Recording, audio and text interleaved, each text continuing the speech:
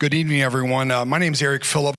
I'm honored to serve as the Economic Development Director for Marysville and Union County. Thank you for coming to this Economic Development Speaker Series. This is our second event. We had one last month as well. Tonight, we're going to be focused a little bit more on a single development proposed on the west side of Marysville and let you hear about it, understand it a little bit better, and so we can discuss it. After the presentation, we'll have Q&A, and then we'll go from there. But again, thank you for coming. But before we begin, I want to go over a few stats from the region so you understand some of the housing challenges that we're having in the region. And I think it's very important to point that out. So today, there are currently over 8,000 jobs that are unfilled within a 20-mile radius of Marysville. Of those 8,000 jobs, over 500 of those jobs are engineering jobs. So if you think about a 20-mile radius around Marysville, that's basically Union County. It includes parts of Dublin, but so we have a lot of unfilled positions, and that's a huge challenge for a lot of our businesses. Today we had a briefing with some of our major companies to go over these challenges, so they understood those challenges and what we needed to do, and so we had that dialogue with our major companies. So some housing stats. Moving on to housing. The average sale price in Union County today of the houses listed is $455,000. We heard a stat this morning from the BIA that basically said about 30% of the people in the county actually can afford a house today. So that's a huge stat to think about. Home sale prices actually were 10.2% above the national average when you looked at the national average compared to Marysville and Union County. The other stat, from a Marysville standpoint, there are currently 49 total houses for sale as of today. Of those, 35 are new builds. That means constructed right now from a developer. 2 in contingent status, 5 are fixer-uppers, and only 8 options are left with those. The average sale price of those 49 homes, $346,000 in Marysville. So those are really important, stats to think about when you look at housing, try to understand housing, where we are. It's a national issue. It's just not a Marysville or Union County issue, but it's important to understand the data points when it relates to our community. So tonight, we want to bring to you an opportunity to learn about a proposed development that could be transformational for the community, providing housing to better understand where the developer is coming from, to understand what the development means to Marysville, why they chose Marysville, why they'd like to be in Marysville as well. Please understand, as we all know, I think most of you know, this piece of property or this annexation to the city has been on a referendum, so there'll be a vote in November. It's important to note that. But also it's important to note that the city and the county has invested tons of money to actually make or cause to make happen developments throughout the community. So we want to discuss about all those today, or tonight, and then we're going to have some Q&A after the presentation. So with that, I would like to turn it over to Scott Mallory for the presentation this evening. All right, thanks, Eric. It's great to be here tonight. I appreciate you all making an effort to come. It's a wonderful forum. I would be remiss if I didn't take a couple of minutes to thank Eric. I'm probably dating us a little bit, Eric. I first met Eric about 15 years ago when we started Jerome Village. And I will tell you that Eric is a tireless advocate for this community.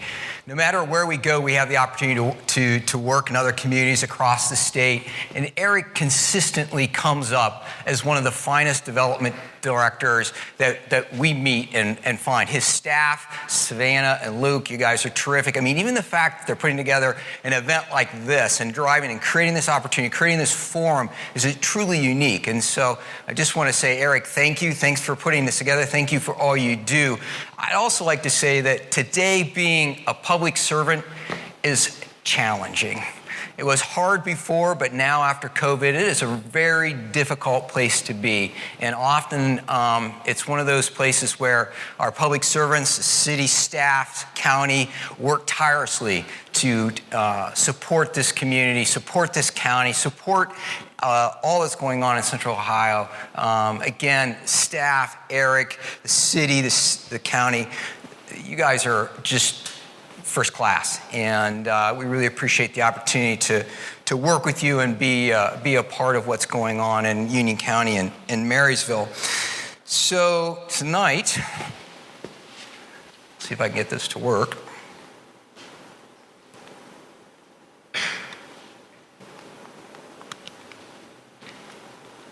There we go.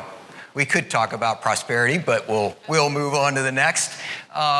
So my name is Scott Mallory, as Eric said. I am the founder of Highland Real Estate. We've been in business for about almost 25 years now. Tonight we're going to talk about a project that we've been working on now for almost the last 25 months, and that's Stillwater Farms.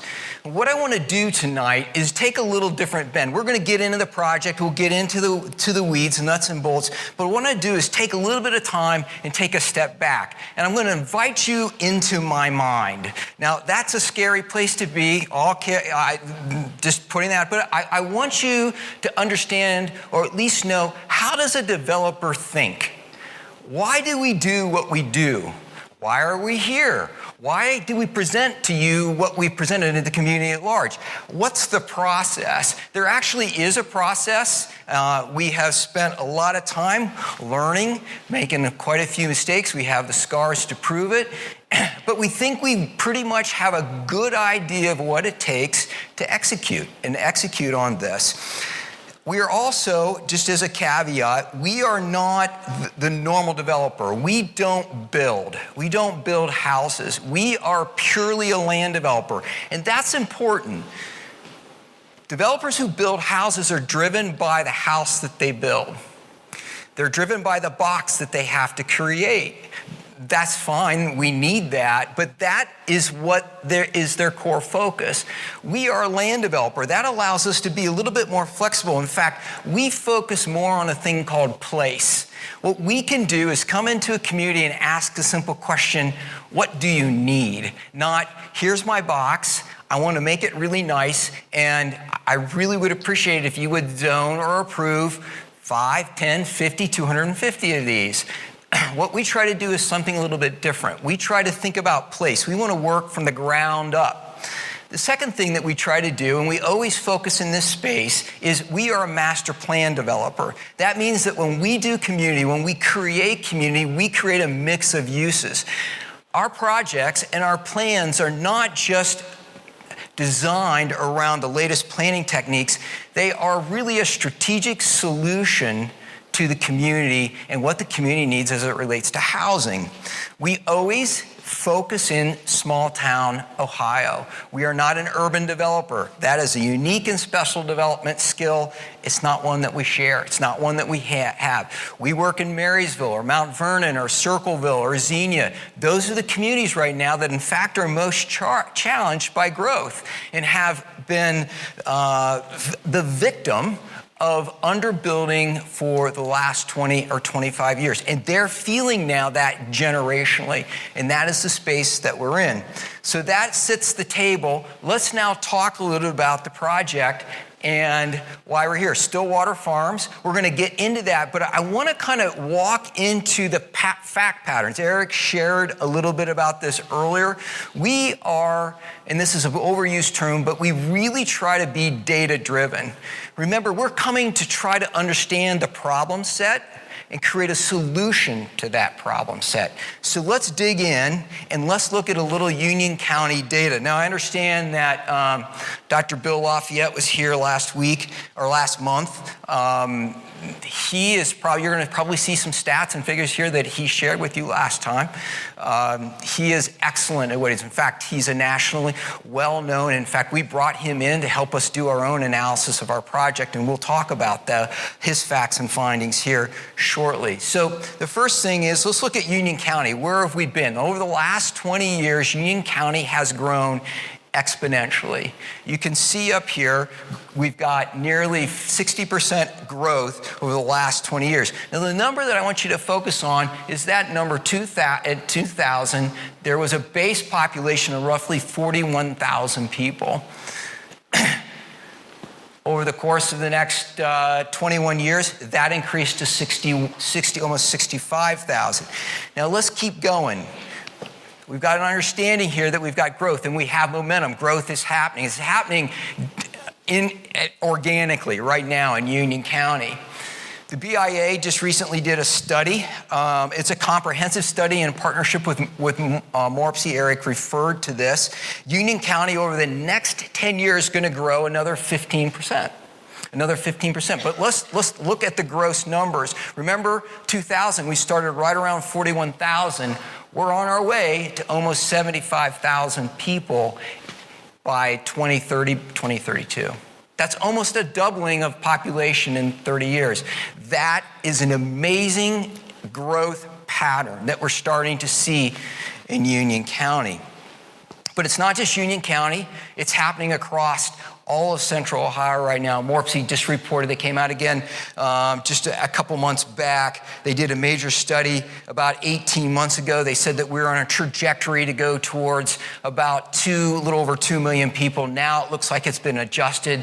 Central Ohio is on a trajectory to reach 3 million people by 2050. What does that mean for Union County? If we parse it down, Union County is on a growth pattern currently, if all things stay, for 96,700 people. Again, remember we started at 40.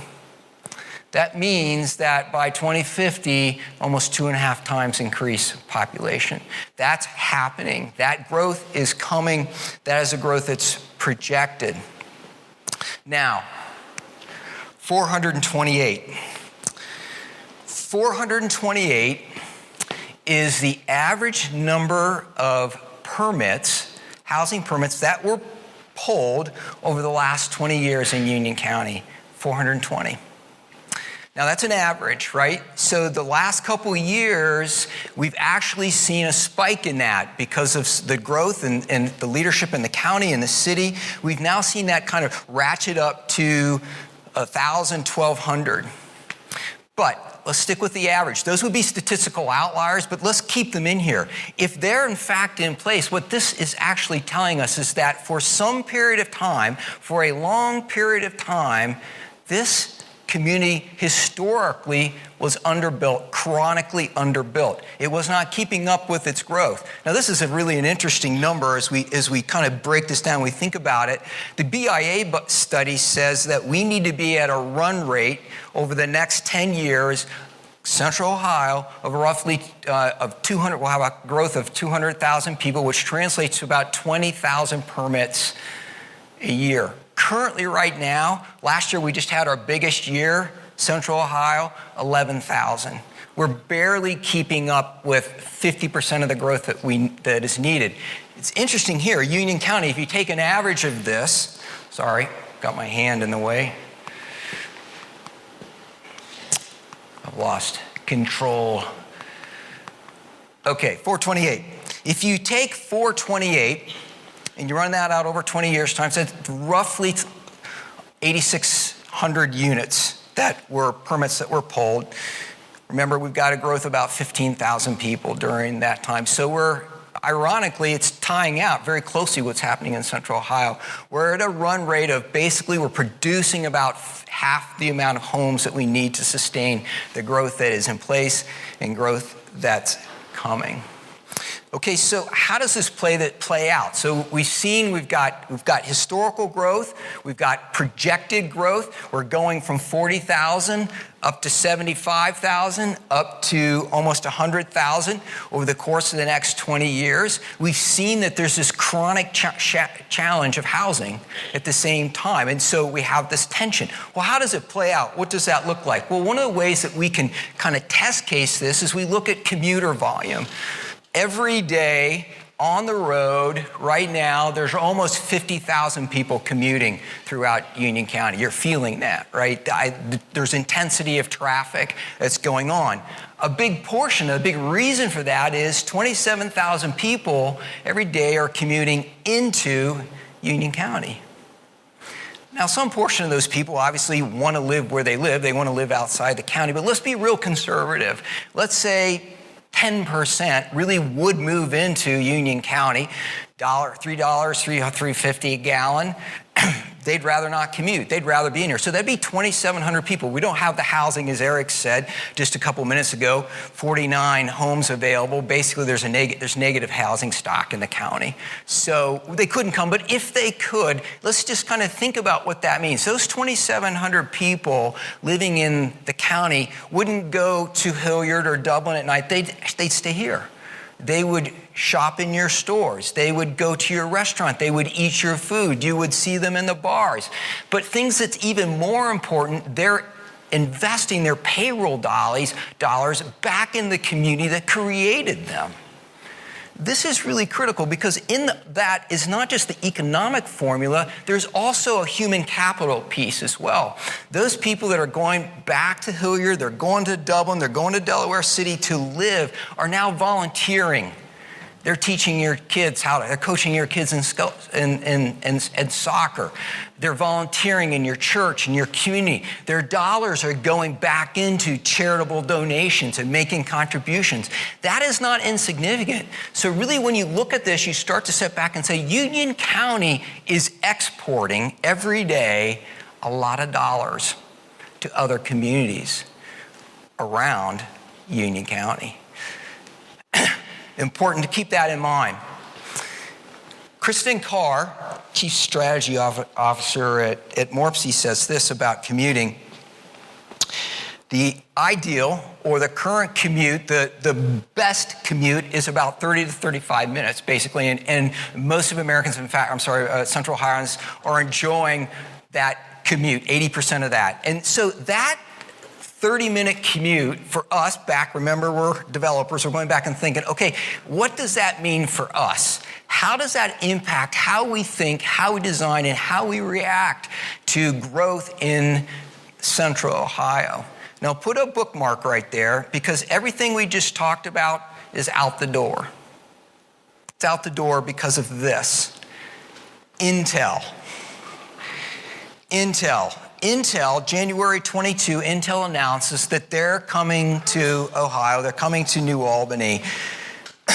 We don't know a lot about what that means to growth, but we do know a few things. $20 billion economic event, on its way to $100 billion, the largest single economic development event in the history of the state. 7,000 jobs. We also know this. We know that Intel travels in packs. They're not just coming alone. They bring an ecosystem. In fact, we've already seen that. Amazon and Dell have already moved in to New Albany to be close to it. We're already seeing the ripple effect of all of that. What does that mean?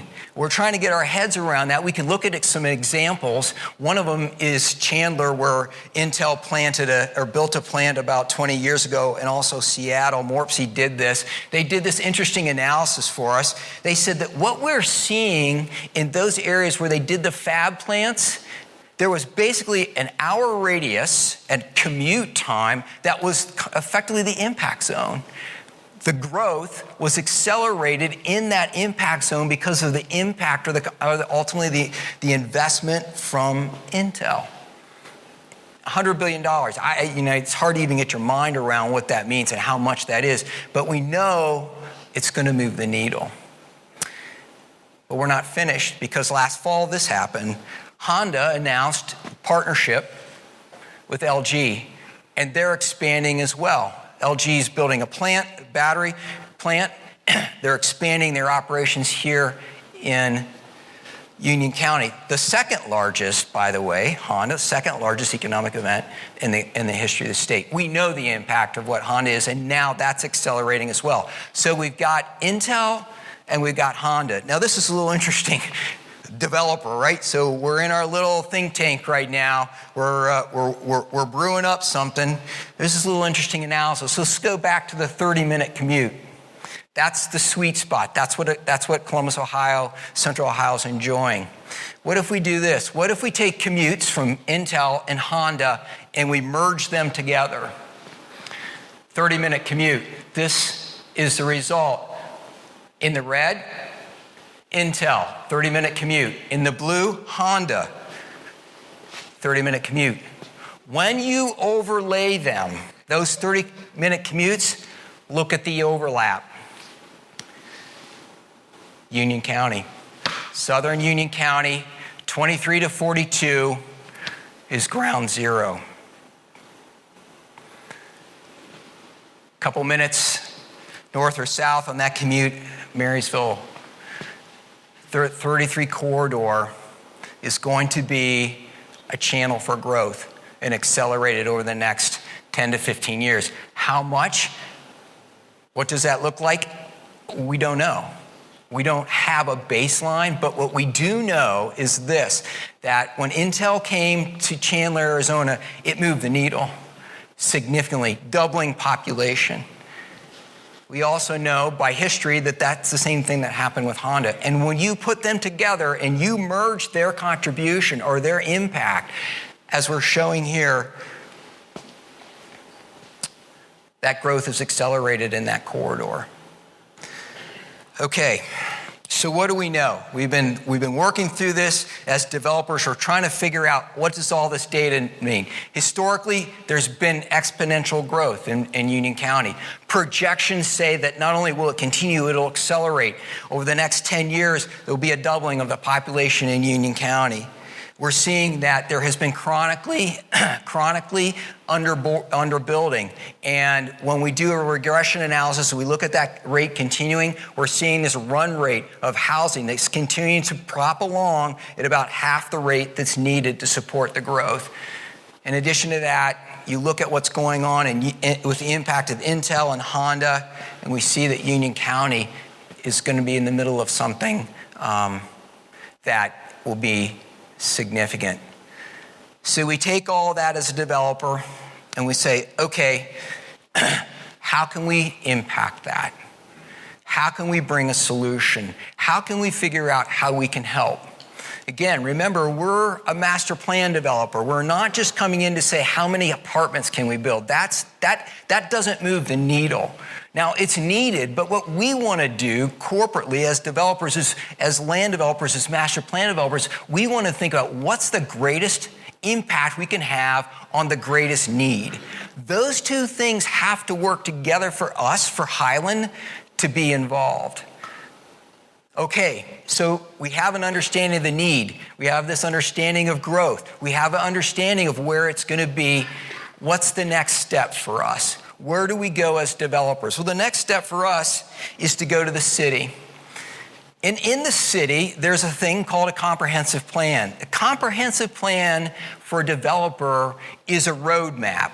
A comprehensive plan effectively tells the developer where to go, what to build, and how to do it in a way that's in sync or in harmony with the leadership and the vision that the city has in place.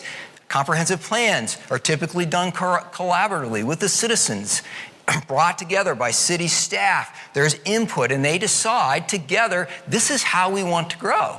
This is what we want this to look like going forward. This is how we want to participate. Those plans are adopted by city council, and that becomes then a roadmap for a developer who comes alongside and sits down with the staff and says, how can we help? Developers who run against that, who swim upstream, are in for a whole lot of trouble. That's not smart. What we want to do is be just the opposite. We want to be additive. We don't want to take away. And so we're sitting down with the city staff, and they're telling us, we need housing. We need all kinds of housing. We don't just need apartments, but we need all kinds of product. We'll talk about the need for that in a second, but we need a mix of housing. We also need you to be in this location because this is where we're growing. This is our planned corridor for growth, for residential growth. There's a corridor for industrial, there's a corridor for residential. Right now, this corridor is to the north-northwest corridor of Marysville. This is where we want you to be. We look at the comprehensive plan. The comprehensive plan says we're going in this direction. The comprehensive plan tells us what to do. And therefore, we then go out and say, okay, we have a good understanding of the data. We have a good understanding of the need. We also understand what the city and the county want. Can we bring that all together and sync it up? And we did do that. We found a site, 200 acres, 196, basically at the confluence of 33, 36, and Route 4. This is that residential corridor of growth that was established by the city. This is the direction that they want to go. And we know that even further because if you look just across the subject site, you'll see a big white box. That big white box is the Kroger Marketplace. Some time ago, the city decided that they wanted to create the opportunity to growth in this corridor, and so they invested citizens, taxpayers' dollars into building infrastructure. They extended a manhole, sanitary service, and water just below that Kroger site. And you can see right there is like a little field down there. In fact, it's being developed now by Epcon. But just below that is a trunk line with capacity that opens up this corridor. We would call that a tributary. It opens up this tributary, which they have now made available. So we have a plan. We have hard dollars invested in the growth. And now we have a place to go forward. We've got a platform. Now, as a master plan developer, we want to do this with good planning techniques. Because we talked about that earlier, and this is really important. What we don't want to do is come with a single type of product. Yes, a single type of product when we have this kind of chronic need does move the needle, but we want to think more holistically. We want to think about how do we reach the different portions of the population so that we can create healthy turnover for housing. In a market where we're basically at a negative inventory right now, 49 homes, there's things that we can do. It's not just a matter of building houses, it's the types of houses and the way we weight or direct the housing that can impact the existing housing stack inventory within the city. This is how we do it. First, we start with this. This is what we call a bubble plan. It's kind of a wireframe of the plan of what we want to develop, what we want to create for the community. So let's just walk our way through it. We're going to these are sub areas. We'll go to the top. That purple one is commercial. I want to get back to that. We'll talk about that shortly. Below that is a sub area that we call active adult. That's an area, that's product that's age targeted, 50 and better. I'm 50, I can say that. I'm over 50, it's 50 and better. We're targeting, we're going after that, and it's super critical that we think about that, okay? I want to talk about this because this is so critical for the health of the community at large. We actually have two sub-areas that are age targeted. We have this active adult, and then we have a patio home. The active adult is a for-rent attached condominium product. The patio homes are essentially patio homes. They're a detached product that is also age targeted. And this is why it's so important to be targeted in that market. What happens today and what normally would happen in a healthy market is that at some point, people like me, 50 and older, decide, hey, you know what? It's been great living in this house. I raised my kids here, but it's just time to get a little smaller. Time to simplify. I got to get down in the attic. I got to get in the basement, and I got to start getting rid of stuff. I got to start cycling through that. And so as I'm starting to think about that, the next step is, okay, where do I go?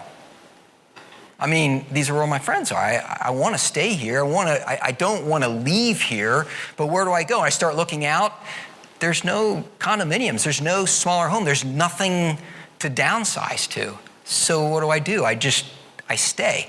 Meanwhile, the house gets bigger and I don't have an out. But I don't want to leave because I don't have any place to go and I want to stay in the community. The flip side of this is that there's now a young couple or a young person that wants to come back in the community. They need that house to sell. They need me to downsize so that they have something to buy.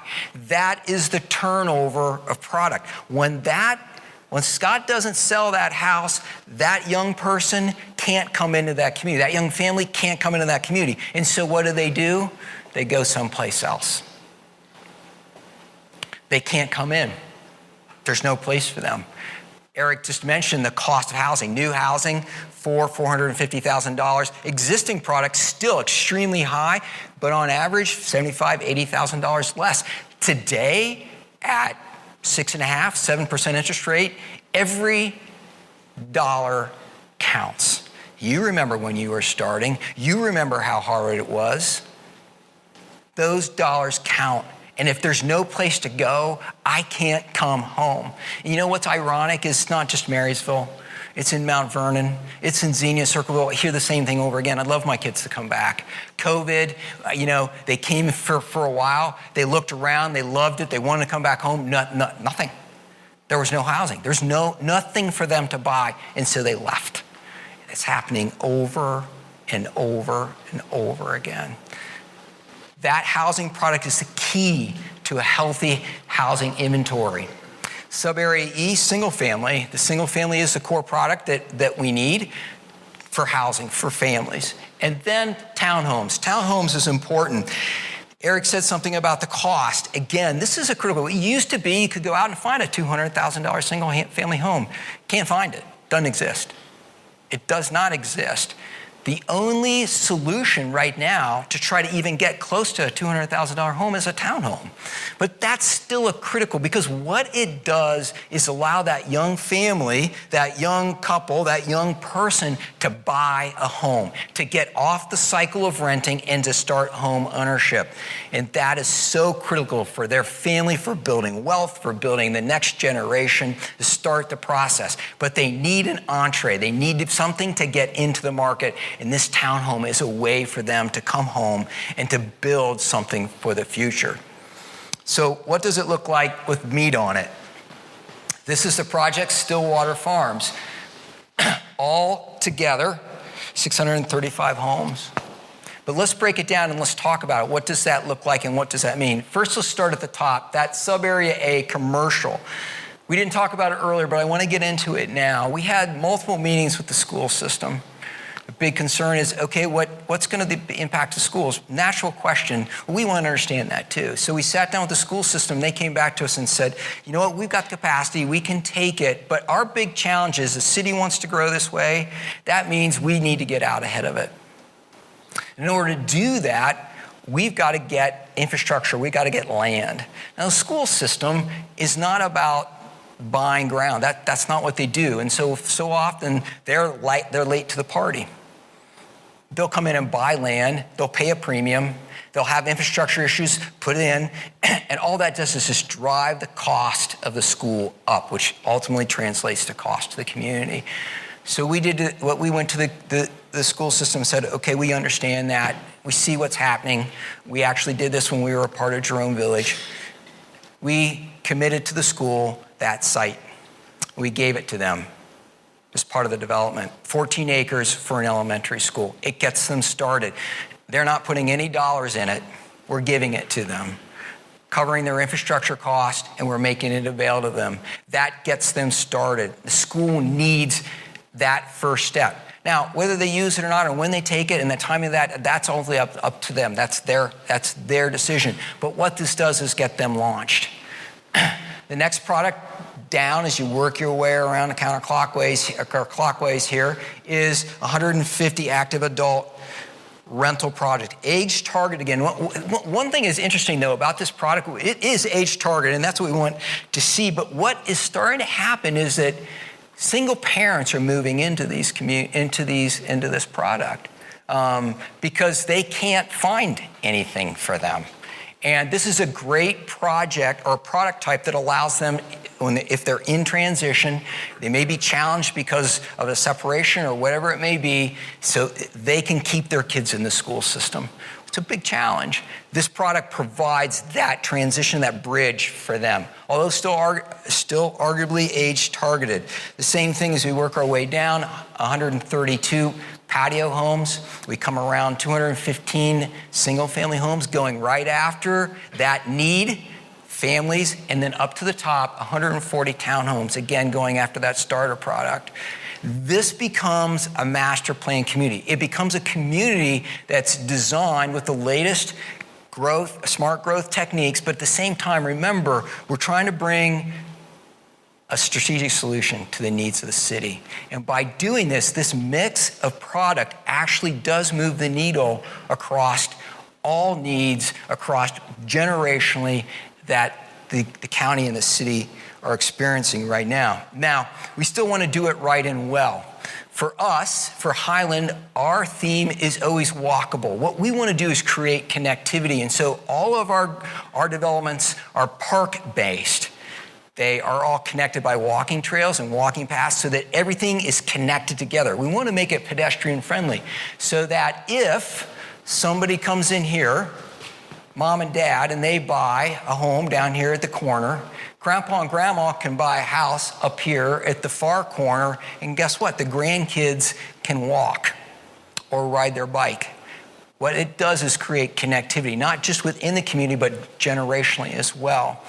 We are today the most connected generation that the world's ever seen, and yet we're the loneliness. That type of connectivity gets people out and gets going again. The greatest antidote for it, studies show the greatest antidote for depression is just getting outside. If you have a path, if you have connection, if you have a way to walk, you have a place to go, it is so impactful. So let's just look at that. What does that mean? So this is a negative image of that same thing. You can see the green space is all the park. It's 25% of the development is parkland. Doesn't sound like a lot, but remember it's 200 acres. That's 50 acres of parkland that will all be private, that will be supported by the development, not by the city, but by the development itself, by the community itself. And you can see all the red in there. That's the connectivity. Those are the bike lanes, the walking paths that are bringing everybody together, creating that walkable scale that brings everything together. So what does it look like?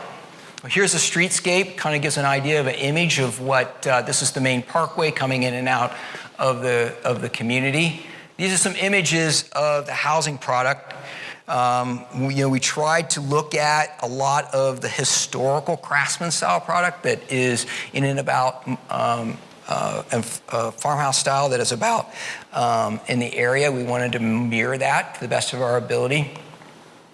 Single family, patio homes continuing the theme, the for rent product continuing the theme, and the townhomes continuing the theme as well. Okay. I'm almost done. Hang in there, developers. We're walking this out, but we're almost home. Okay, developers, we want to think deeply about community impact. It's not just about designing a solution that addresses housing. It's not just about creating product that is following the latest design that was anticipated by the current comprehensive plan and code, and using the green space to modify and think about sustainability and design and construction activities that allow us to maintain that. It's also about economic impact. It would do no good if we did all those things, created this community, and then it was an economic burden on the taxpayers of the city of Marysville. In fact, that just takes everybody backwards. And we then, as developers, have failed miserably. We can't do that. So, going back to Bill Lafayette, we said, Bill, come in and analyze our project because we want to make sure that this is additive, that is actually contributing to the project or to the community at large. So the first portion, the first part of this is what we call community impact fees. These are fees that are coming out of the pot. These are private dollars. There's nothing here that the community is paying for. These are all dollars that are being driven by the community, the project itself. $9.7 million are being invested into infrastructure, into this community as a result from the beginning of this community. Now, one of the biggest challenges of that area of growth is that intersection. 245, 36, 33, Northwest Parkway, we put all that together. I mean, that's challenging. It's extreme. In fact, I said to somebody earlier, someone was like, whoever designed that, I think they should be in therapy because you can get turned around there in a heartbeat. Unfortunately, so can a lot of other people. In fact, last fall, there was a fatality at one of the intersections. It's particularly challenging for the city because it's outside city corporate limits. It is ODOT and county. They have no jurisdiction, they have no control over what happens there. We did multiple traffic studies and multiple speed studies. None of them mandated impact or contribution to that core infrastructure of that interchange. However, we couldn't get around the fact that there is challenge there and a loss of life. So we went to ODOT, we went to the city, we talked to the county, and we said, listen, we can help. ODOT said, okay, if you do these things, we'll allow you to improve that interchange. And we did do that, and we committed to do that. It looks like a light, it looks like expanding the turn lane, so that hopefully we can mitigate that. Those are all private dollars that are coming out of that $9.7 million. We're expanding infrastructure at the cost of the development. We're expanding traffic mitigation and other things as well, stormwater, all things that we're doing to support the community at large. But even more, we're looking at what does this community contribute to the community at large, to the city of Marysville at large. When you take the impact of the additional taxes that are generated at full build out, plus the fees, plus all the impact fees that come along with it, and you subtract the cost to maintain it, this community actually generates net revenue of $5.3 million a year. That's $5.3 million that are going into the general revenue fund of the city, that the city can use and reallocate at their discretion, at city council's discretion. Over the course of 10 years, this project will drive almost $63 million into the community at large. This community not only pays for itself, but it pays itself forward. So, developers, as we wrap this up, Union County is growing. It's going to continue to grow. The impact of Intel and Honda is going to be significant. There is already chronic underbuilding, and there's a real need. We look at the cost of housing, and it's driving up that exponentially. We can bring a strategic solution that impacts not only this generation today, but the generation that is yet to come, and it can pay for itself. Thank you for your time. I appreciate you listening.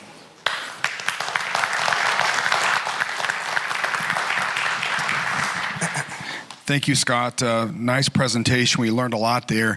I didn't give Scott his due. I didn't know this about Scott until today, but I just want to give his really brief couple sentences of bio. But Scott is responsible for leadership of Highland's core values and mission, as well as being involved in property acquisitions, land planning, best utilization of land, and zoning activities.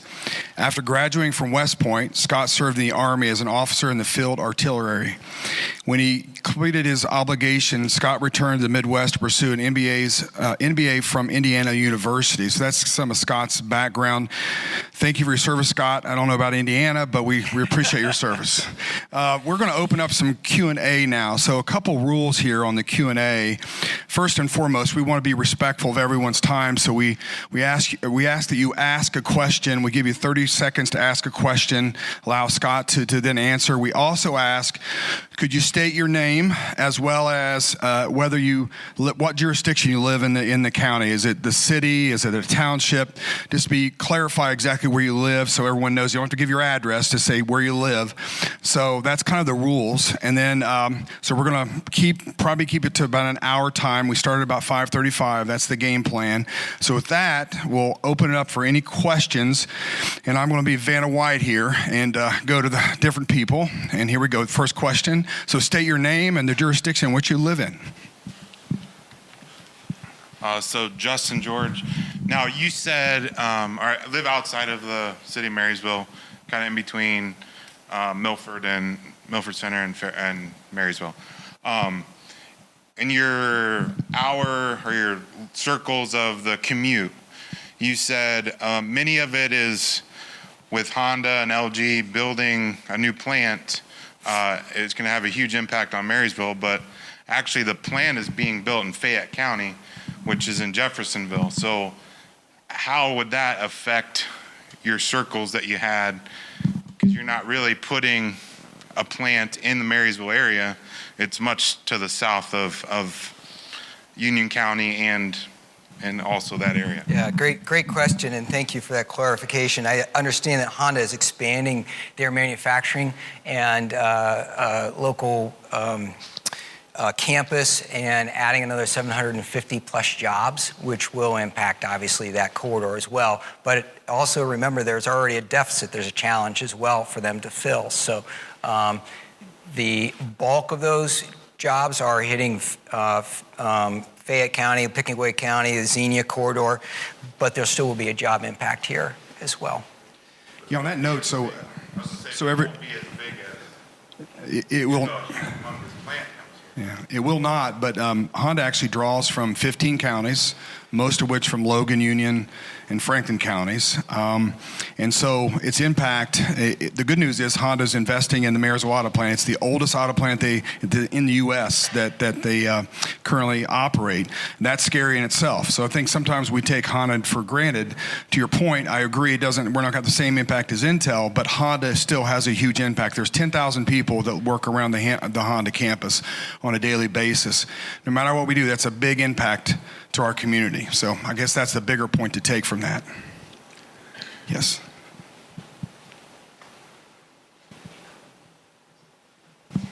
Hi, my name is April Sheldon. Hi, I'm in a April. unique situation because my family is local crop farmers about 2 minutes down the road on 245. I also hate public speaking. But I'm You also and me a both. local realtor. So I'm all about the community and growing, and we need the houses. But what is this going to impact the local farmers? I see widening of 245. We've already gotten letters saying they're going to do that. We had to fight that because that was taking part of our farm fields, that's taking part of our cattle fields, where we have to then pay to put in the fencing and put in, the infrastructure where we already had that developed since 1942. Sure. So how does that affect us as little farmers? Yeah, great. That's a great question. So any impact that this development is doing is actually working its way back towards Marysville. So the only expansion, the widening of 245 will only happen as a result of this development in front of the development itself. It's not going down the road further. So if there's other development that's happening down the road, perhaps that's being done by the county or would be done by the county, I'm sure, in conjunction with the state. But that is, in terms of our development, that's just in that area that's in immediate frontage of our project. Scott, on that note, this property, I've heard some people comment that it's not really in the core of Marysville. So I think State Route 4 separates you from the Kroger. So what are your thoughts on that? This is not the core of Marysville. Why are we building homes way out beyond Marysville's corporate boundary? Yeah, that's a great question. I think, really part of this is also looking at just like what's the strategic impact. So, the city, through its comprehensive plan and its current vision, is saying, what we want to see we want to drive growth to the west. We want to try to push that towards the Honda campus. We want to see it coming in. Hopefully, maybe to some degree, that mitigates the number of the traffic that's actually coming back into the core of Marysville. So I think it makes a lot of sense to go that direction, just because that's, the core driver is Honda up to the west there. It's going to be the closest housing development to Honda. So Correct. A lot of Honda employees are probably going to live there. Another question.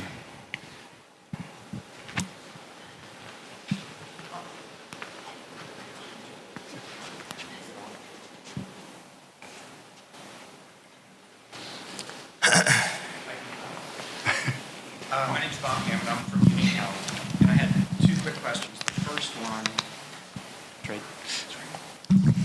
The first one was, because you're talking about doing a lot of different things for Marysville and for the community and everything, is Highland, is that a for-profit or a non-profit corporation? We are for-profit. Okay. And my other question was, or actually the question's at the end here. Another way of looking at the reason why we're having employment problems is it's more a lack of, let me put my glasses on.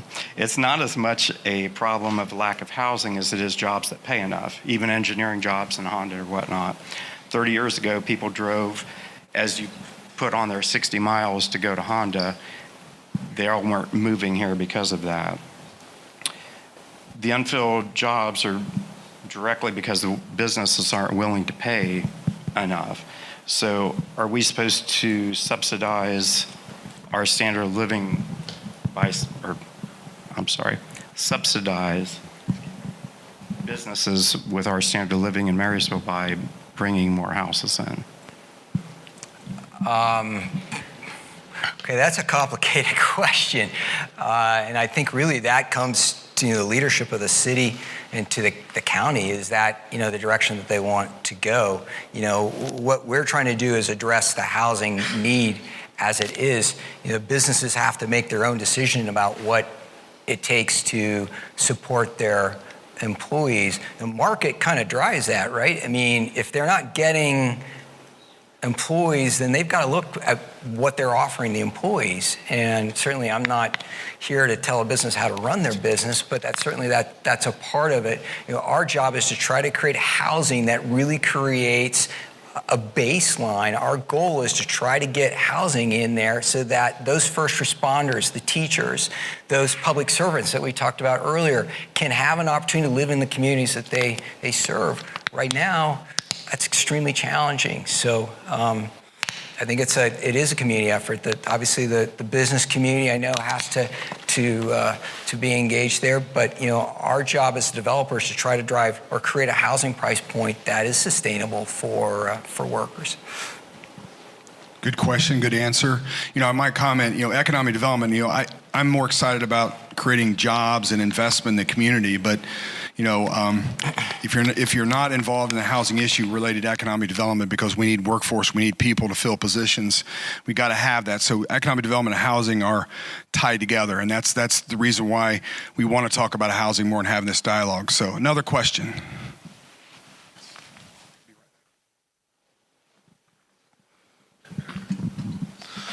Hi, I'm Matt Phillips, live in Marysville. What is the utility impacts? I mean, where are we going to get the power, the sewer, the water? How is this going to be impactful? Because I don't see a cost for that up there, and that's going to be somewhat of a cost.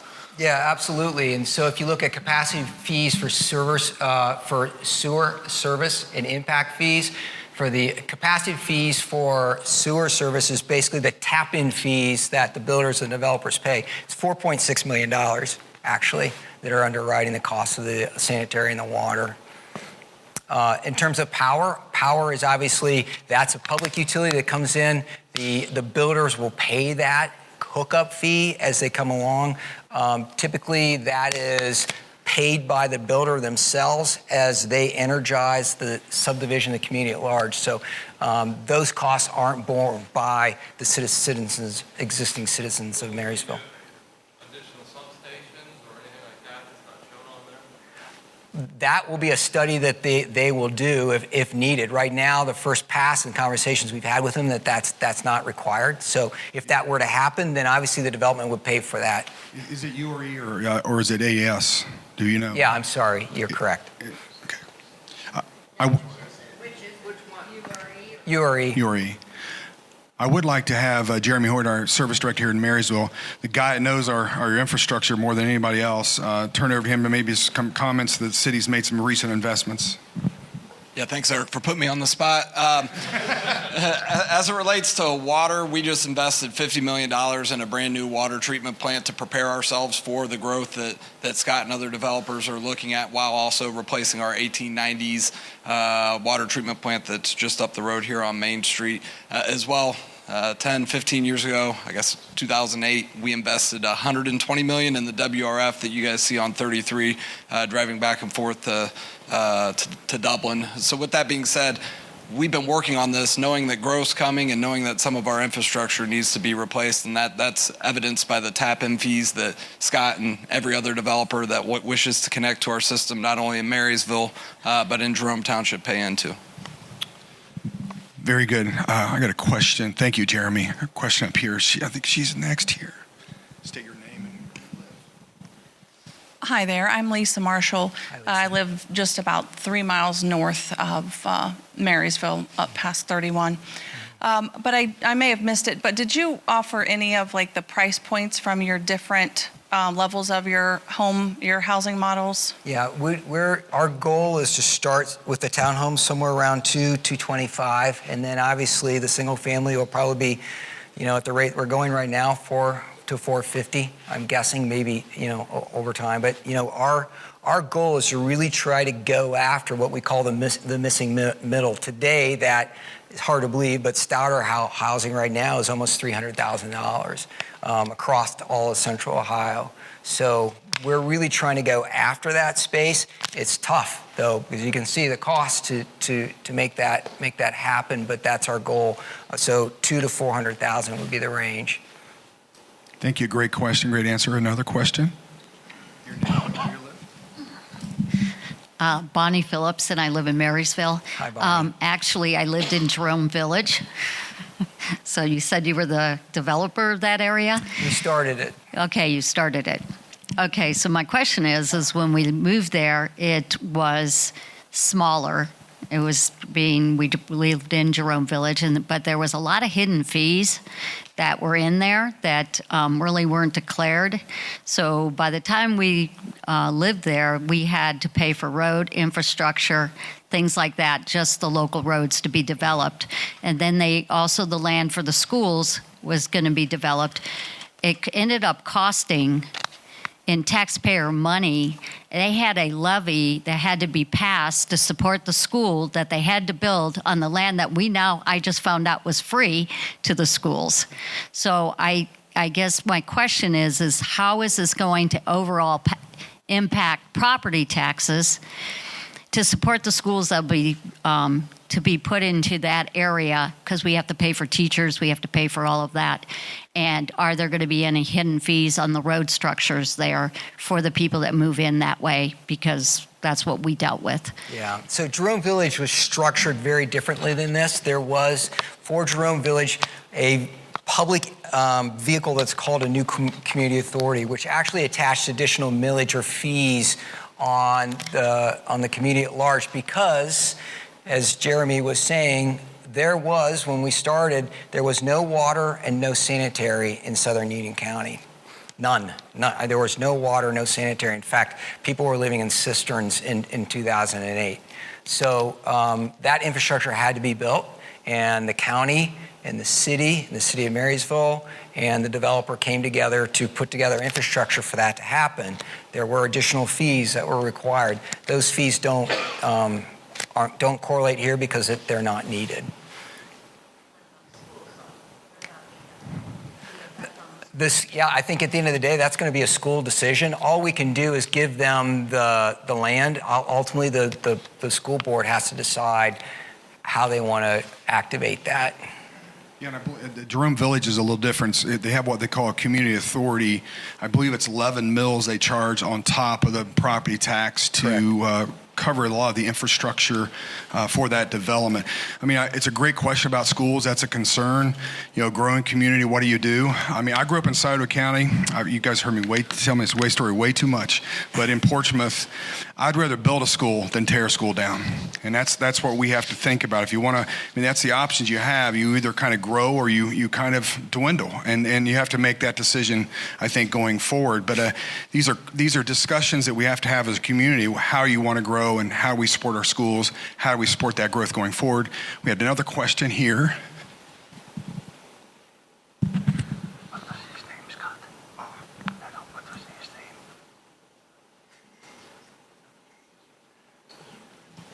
Hi, Scott. Hi. Councilman, how are you? Nice to see you. Thank you. My name is Hank Burby. I've been on City Council for about 14 years.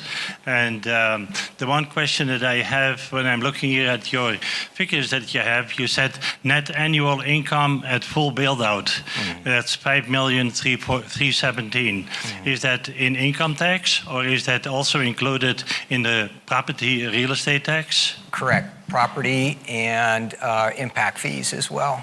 Okay, so if I can do a follow-up on that one. Sure. Yeah, so City of Marysville charges 1.5%. Okay. the money that comes in through property tax, that's a separate tower that we as a city don't touch. Yeah, so we have three sources of income. City has the 1.5%. Schools, library, health services, and everything, they have the property tax, Right. and then of course your county, they'll have the sales tax. So what portion of that would be benefiting the city of Marysville? That's one question. The other question that we have, and any of the studies that we've done over time, so we have a group of people that are retired. They don't pay income tax, but we have to provide services to them. Yeah. That comes at the expense of everybody else from Marysville, and that's becoming an issue, because in the 2010 census, we only had 10% of the people 65 and over, and currently we're teetering towards 20% in the next census that we have. So you can, and about 80% of the runs that the fire department does goes towards helping people 65 and over. It doesn't go out to put out fires. No. It is actually to pick up people and bring them to the different facilities. So there is a gap there, as far as what the income out of that development will be for the city of Marysville. Yeah. In addition to that, the one item that you left out, which you talked about earlier, single-family homes normally generate 80 children per 100 homes built. Okay, that's the statistic that we use here in the Marysville School District. It's if you build multifamily, we have 20 children per 100 units built. So if you take that, and you say, okay, we're going to build 300 single-family homes, that means 240 children at an expense to the city of Marysville of to the Marysville School District, roughly about 7,500. The math just does not work, Scott. So you're showing us a pretty picture, and I try to be as optimistic as I can, but if I peel the layers, and I look at what goes to the county, what goes to the city of Marysville, what goes to the services, it's becoming more and more challenging to make it work for us as a city or us as a community of Marysville. So, and again, I try to be optimistic, but sure, I appreciate that. Peeling the layers, it just doesn't work out quite well. Yeah. So, okay. So what are the questions? I guess let's go. How you've got several, right? So are you saying the first thing is, okay, the school, actually, let's start with the school. Okay, so the school, actually, you met with the school several times. We talked to them. We walked through this with them. We walked through the plan with them. They were very clear about what their needs were and where they were in it. They felt optimistic about being able to service this as well. The cost of the student and how that, we have to defer to them. I don't know how they calculate that, but we went through this with them, and they said, we're comfortable. In fact, they said to us, no other developers actually come to us and sat down and walked through it with us. So we took that on, we went through them, and then later they came back and said, it would be great if you could help us with the housing piece, or with the land piece. So we went back to them and said, we're happy to do that. So in terms of what that net cost to the school is, I can't answer that. We're really deferring to them in terms of that. But when we walked that out with them, that was the response that they gave us. So we simply respond to that. Now, they may come back and say, well, we're not sure we want that piece of land. That's okay. We understand that as well. But we wanted to offer that to make a contribution or make that to them.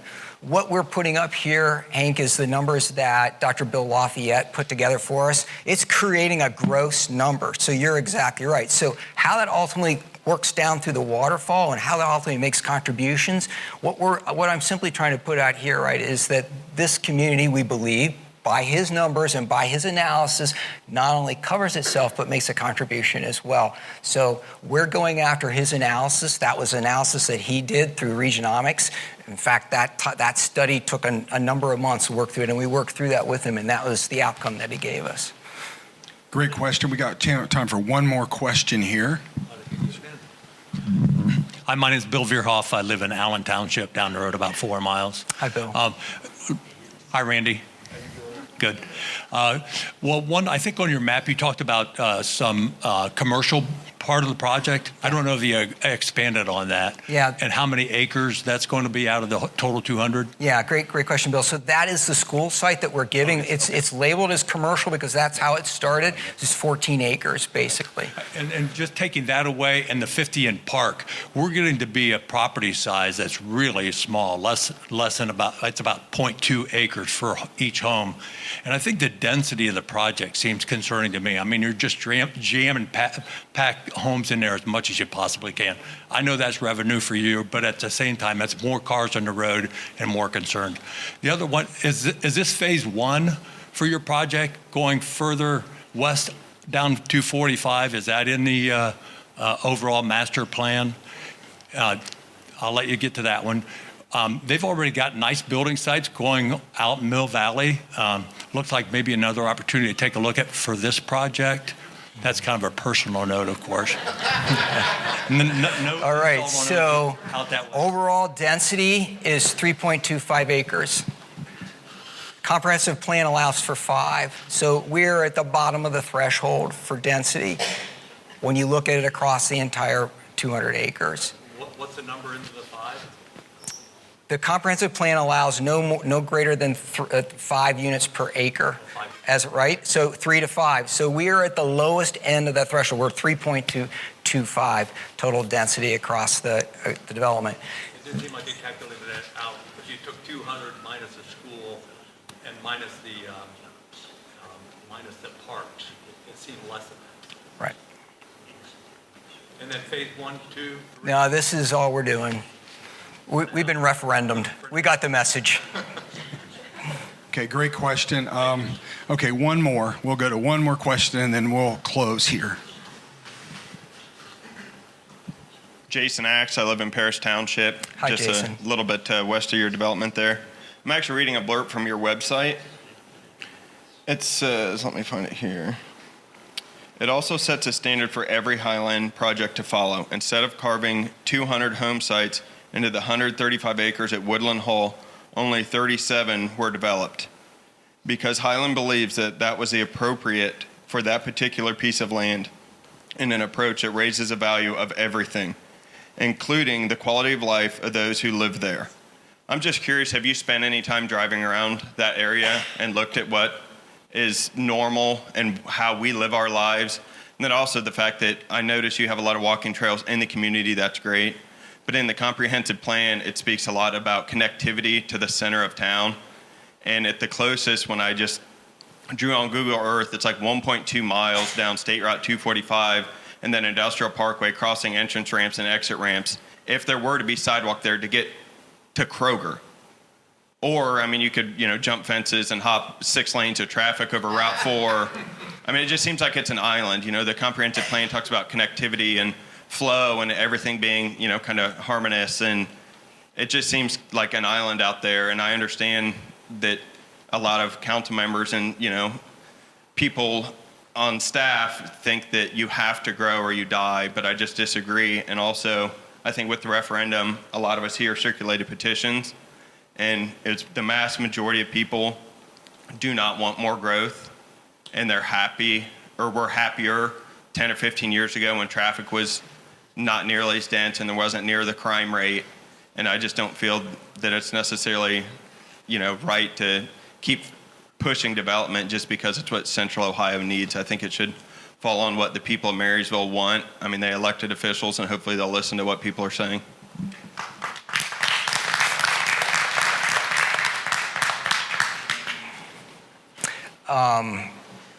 Well, let's start at the top. We have always looked at all our developments across the board as what we believe is right and appropriate.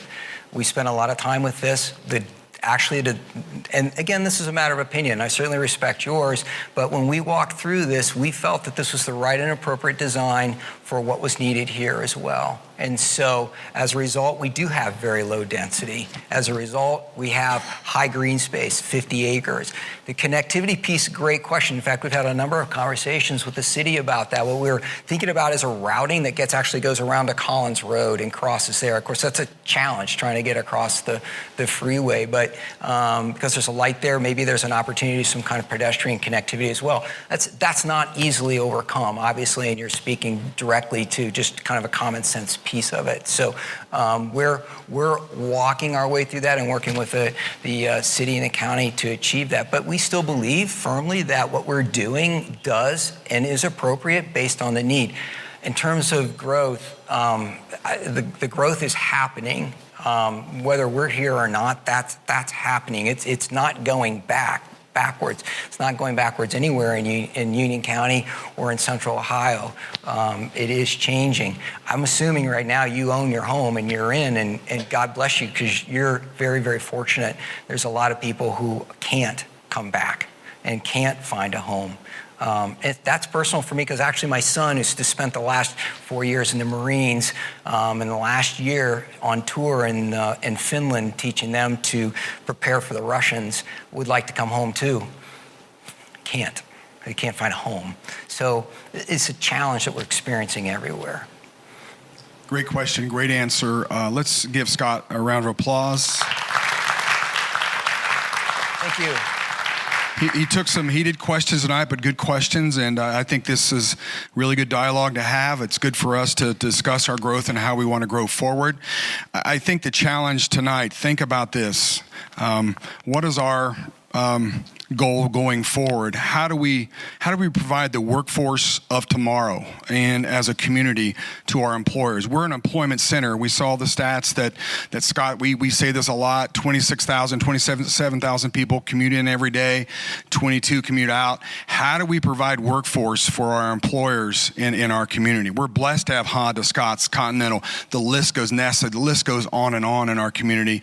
So how do we provide the workforce for these employers if we want to keep them here? You have to think about it. We are blessed to have those corporations, and we have to find a way to get workforce here to actually live here and work here as well. So think about that, and is there a better way to do it? I don't think there is.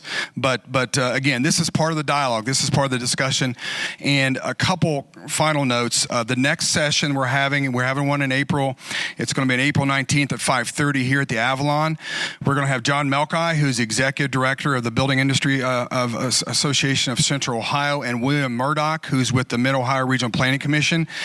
They're going to talk about housing and what the challenges are from a regional perspective and drill down in some of the more numbers about Marysville and the housing crisis that we're currently experiencing. So again, we welcome you to come to that. We have a session in May as well as in June. Each month we're going to have a session, so we invite you to come back to those. So again, thank you all for coming. Have a wonderful night. We'll talk soon.